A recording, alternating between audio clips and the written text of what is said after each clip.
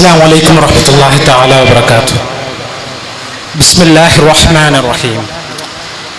മുസ്ലിം പ്രീണനവുമായി ബന്ധപ്പെട്ട നുണകൾക്ക് അറുതി വരുത്തിക്കൊണ്ട് സർക്കാർ ധവളപത്രം പ്രസിദ്ധീകരിക്കുക. SNDP നേതാവ് ശ്രീ വെള്ളാപ്പള്ളി നടേശൻ നടത്തിയ മുസ്ലിം പ്രീണനം എന്ന പരാമർശത്തെ തുടർന്ന് മുസ്ലിം പ്രീണനം എന്ന ആശയം വീണ്ടും സജീവമായ ചർച്ചയായിരിക്കുകയാണ്. 2024 ലോകസഭാ തെരഞ്ഞെടുപ്പ് ഫലം പുറത്തു വന്നതിന് ശേഷം വെള്ളാപ്പള്ളി നടേശൻ LDFന് വോട്ട് കുറയാൻ കാരണം കേരളത്തിലെ ഇടതുപക്ഷ സർക്കാരിന്റെ മുസ്ലിം പ്രീണനം ആണെന്നാണ് പറഞ്ഞത്. രാജ്യസഭാ തെരഞ്ഞെടുപ്പിനെ തുടർന്നും അദ്ദേഹം സർക്കാർ അതിരുവിട്ട ന്യൂനപക്ഷ പ്രീണനം കാണിക്കുന്നു എന്ന് പറയുകയും എഴുതുകയും ചെയ്യുകയുണ്ടായി.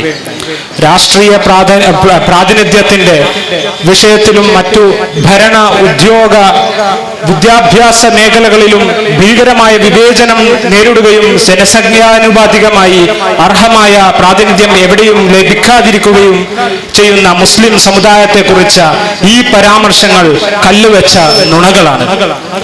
കേരളത്തിലെ LDF സർക്കാർ സംവരണത്തിന്റെയും വഖഫ് അടക്കമുള്ള വിഷയങ്ങളിലും മുസ്ലിം സമുദായത്തിന്റെ അവകാശങ്ങൾക്ക് മേൽ കത്തിവെച്ച ഭരണകാലയളവിലാണ് വെള്ളാപ്പള്ളി നടേശൻ ഇത്തരം നുണപ്രചാരണം നടത്തുന്നത് എന്നതും ശ്രദ്ധിക്കേണ്ടതാണ്. ഇത് കേവലമായ ഒരു നുണപ്രചാരണം മാത്രമല്ല എന്ന് മുസ്ലിം പ്രീണനം എന്ന ആശയം രാജ്യത്ത് എത്തരത്തിലാണ് പ്രചരിക്കപ്പെട്ടത് എന്ന് പരിശോധിച്ചാൽ മനസ്സിലാകും. സംഘപരിവാർ രാജ്യത്ത് ഉയർത്തിക്കൊണ്ടുവന്ന വ്യാജവും വംശീയവുമായ ഒരു ആരോപണമാണ് മുസ്ലിം പ്രീണനം എന്നത്. മുസ്ലിങ്ങൾക്ക് അനർഹമായി പലതും ലഭിക്കുന്നു, ഹിന്ദുക്കൾക്ക് ഒന്നും ലഭിക്കുന്നില്ല എന്ന് പച്ച നുണ പ്രചരിപ്പിക്കുന്നതിന്റെ ഭാഗമായാണ് ഈ വാദം ഉണ്ടായി വന്നത്. വെള്ളാപ്പള്ളി നടേശനും ഇതിന്റെ തുടർച്ചയിലാണ് മുസ്ലിം പ്രീണനം എന്ന് പ്രയോഗിക്കുന്നത് എന്നത് വ്യക്തമാണ്. ഭരണ, ഉദ്യോഗ, വിദ്യാഭ്യാസ തലങ്ങളിലെ സവർണ മുന്നോക്ക സമുദായങ്ങളുടെ അമിത പ്രാതിനിധ്യത്തെ ചോദ്യം ചെയ്യാതെ മുസ്ലിം സമുദായത്തെക്കുറിച്ച് നുണ പറയാൻ വെള്ളാപ്പള്ളിക്ക് സാധിച്ചത് പിന്നാക്ക സമുദായങ്ങളുടെ ഐക്യത്തെയും സാമൂഹ്യ നീതിക്ക് വേണ്ടിയുള്ള പിന്നാക്ക ജനവിഭാഗങ്ങളുടെ യോജിച്ചുള്ള പോരാട്ടങ്ങളെയും തകർക്കുക എന്ന സംഘപരിവാർ പദ്ധതിയുടെ ഭാഗമായാണ് അദ്ദേഹം സംസാരിക്കുന്നത് എന്നതുകൊണ്ടാണ്. ഇത്തരം നുണപ്രചാരണങ്ങൾ പലപ്പോഴായി കേരളീയ പൊതുമണ്ഡലത്തിൽ സംഭവിക്കുന്നുണ്ട്. ഏതാനും വർഷങ്ങൾക്ക് മുമ്പ് ന്യൂനപക്ഷ സ്കോളർഷിപ്പുമായി ബന്ധപ്പെട്ടും മുസ്ലിം സമുദായത്തിനെതിരെ വംശീയ അധിക്ഷേപങ്ങൾ വ്യാപകമായി നടന്നിരുന്നു. ഇത്തരം പ്രചാരണങ്ങൾ കേരളത്തിന്റെ സാമൂഹ്യ സൗഹാർദ്ദത്തെ തകർക്കുകയും ഇസ്ലാമോഫോബിയയെ ശക്തിപ്പെടുത്തുകയും ആണ് ചെയ്യുന്നത്. ഇത് മുസ്ലിം സമുദായത്തിന് തങ്ങളുടെ അവകാശങ്ങളെ കുറിച്ച് സംസാരിക്കാനും ഭരണകൂടത്തോട് ആവശ്യപ്പെടാനുമുള്ള ജനാധിപത്യ ഇടത്തെ നിഷേധിക്കുന്നതിലേക്കാണ് ചെന്നെത്തുന്നത്. ഈ നുണകൾ ഉണ്ടാക്കുന്ന സാമൂഹ്യ സമ്മർദ്ദങ്ങൾ മുസ്ലിം സമുദായത്തെ രണ്ടാം തരം പൗരന്മാരാക്കാനുള്ള ആസൂത്രിത ശ്രമങ്ങളുടെ ഭാഗമാണ്.